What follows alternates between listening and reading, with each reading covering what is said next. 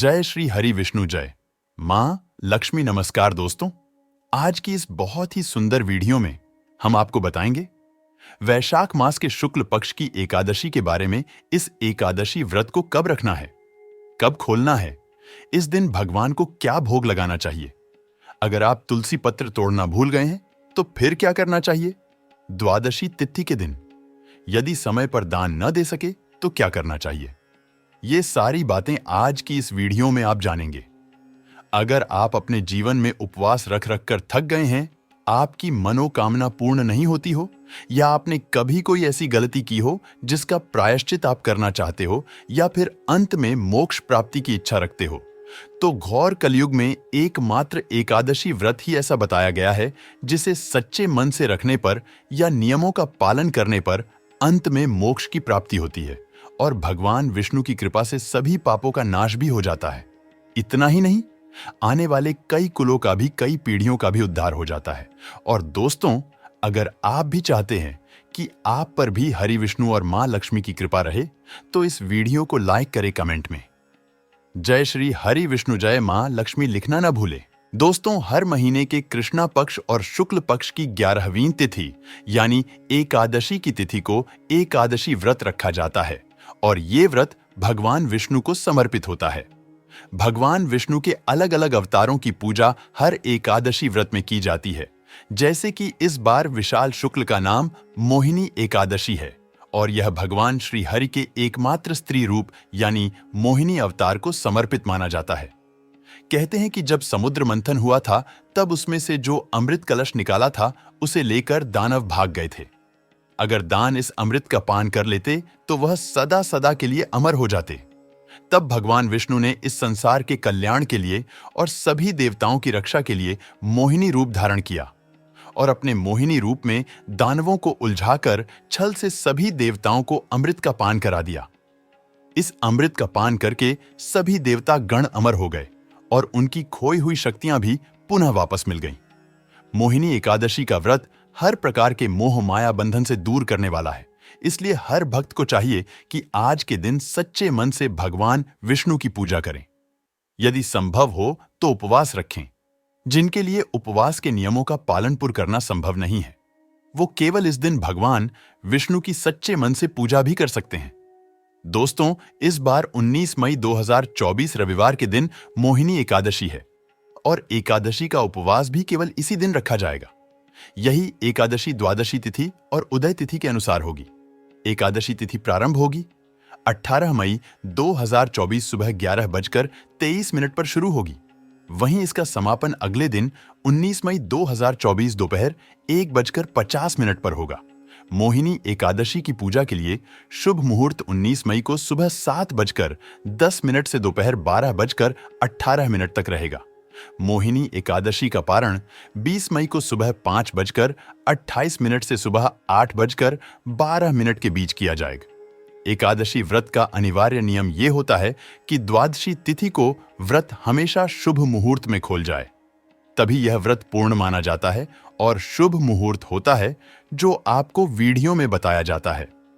हमेशा सूर्योदय के बाद और हरिवासर का समय बीतने के बाद ही एकादशी का उपवास खोलना चाहिए, नहीं तो यह व्रत हमेशा अधूरा रहता है कि गई पूजा पाठ या कोई भी पुण्य आपको अधूरा ही प्राप्त होगा।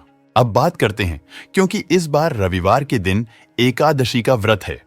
सुबह एकादशी की पूजा कर दिन भर उपवास रखकर शाम के समय आपको जो भी फलाहार ग्रहण करना है उसमें एकादशी व्रत के नियम के पालन का ज्यादा ध्यान देना है, क्योंकि एकादशी नियम के अनुसार इस दिन नमक का सेवन नहीं किया जाता है।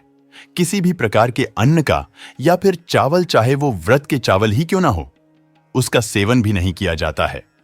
तो ऐसे में आप एकादशी व्रत करें या फिर आप फलाहार करके शाम को व्रत का पारणा कर सकते हैं, क्योंकि एकादशी व्रत में जो लोग निराहार नहीं रह पाते हैं वो शाम की पूजा करने के बाद एक समय फ्रूट्स आदि या फलों का जूस आदि ले सकते हैं और अगले दिन द्वादशी तिथि का फिर आपको नियम पूर्वक पारणा करना चाहिए।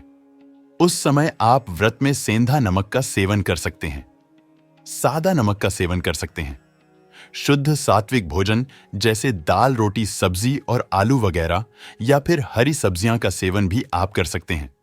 व्रत खोलते समय कभी भी मसूर की दाल, बैंगन या फूल गोभी का सेवन आपको नहीं करना चाहिए। भोजन शुद्ध सात्विक ही होना चाहिए। रविवार के दिन जब एकादशी है तो भगवान को भोग में तुलसी पत्र भी जरूर चढ़ाए बिना।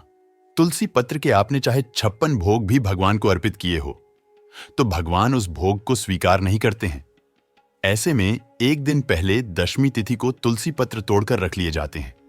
अब क्योंकि इस बार रविवार का दिन है, तुलसी पत्र नहीं तोड़े जाते हैं, तो शनिवार को ही आपको तुलसी पत्र भी तोड़कर रख लेने चाहिए।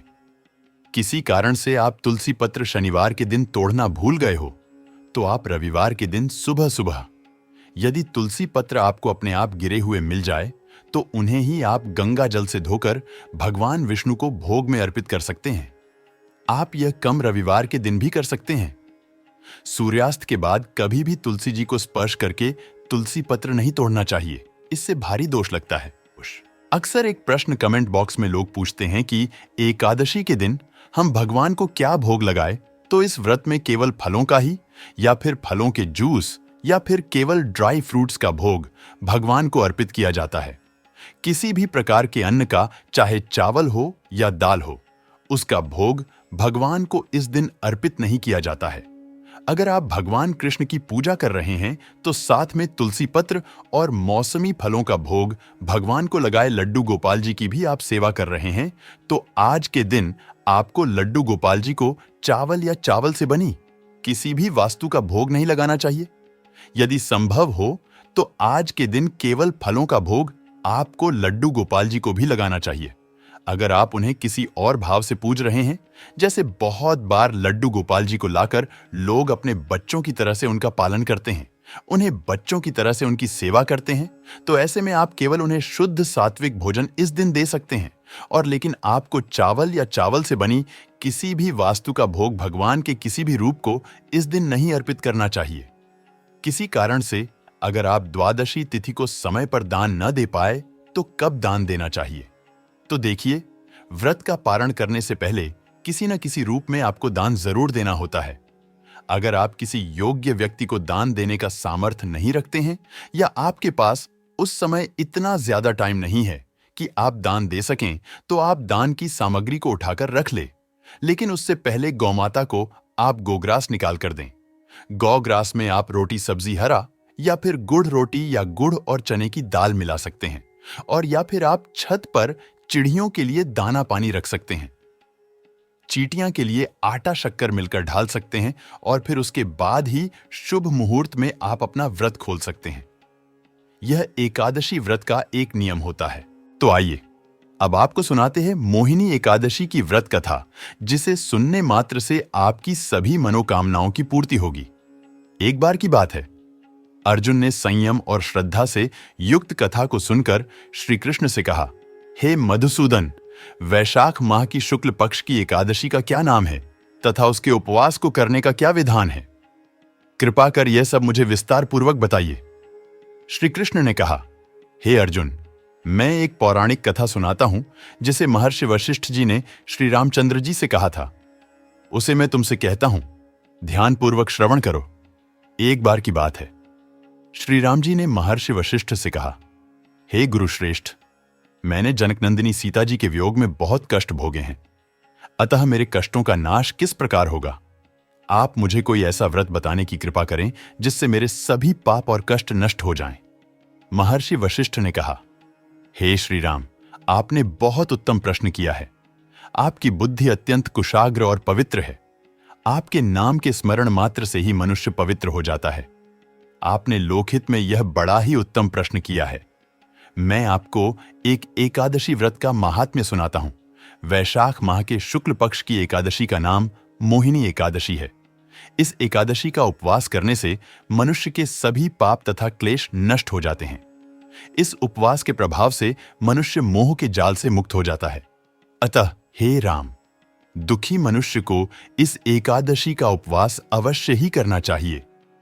इस व्रत के करने से मनुष्य के सभी पाप नष्ट हो जाते हैं। अब आप इसकी कथा को श्रद्धापूर्वक सुनिए। प्राचीन समय में सरस्वती नदी के किनारे भद्रावती नाम की एक नगरी बसी हुई थी। उस नगरी में द्युतिमान नामक राजा राज्य करता था। उसी नगरी में एक वैश्य रहता था जो धन धान्य से पूर्ण था। उसका नाम धनपाल था। वह अत्यंत धर्मात्मा तथा नारायण भक्त था।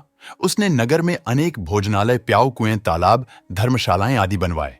सड़कों के किनारे आम, जामुन, नीम आदि के वृक्ष लगवाए, जिससे पथिकों को सुख मिले। उस वैश्य के 5 पुत्र थे, जिनमें सबसे बड़ा पुत्र अत्यंत पापी व दुष्ट था। वह वेश्याओं और दुष्टों की संगति करता था। इससे जो समय बचता था उसे वह जुआ खेलने में व्यतीत करता था। वह बड़ा ही अधम था और देवता, पितृ आदि किसी को भी नहीं मानता था। अपने पिता का अधिकांश धन वह बुरे व्यसनों में ही उड़ाया करता था। मद्यपान तथा मांस का भक्षण करना उसका नित्य कर्म था। जब काफी समझाने बुझाने पर भी वह सीधे रास्ते पर नहीं आया तो दुखी होकर उसके पिता, भाइयों तथा कुटुंबियों ने उसे घर से निकाल दिया और उसकी निंदा करने लगे। घर से निकलने के बाद वह अपने आभूषणों तथा वस्त्रों को बेच बेचकर अपना गुजारा करने लगा। धन नष्ट हो जाने पर वेश्याओं तथा उसके दुष्ट साथियों ने भी उसका साथ छोड़ दिया।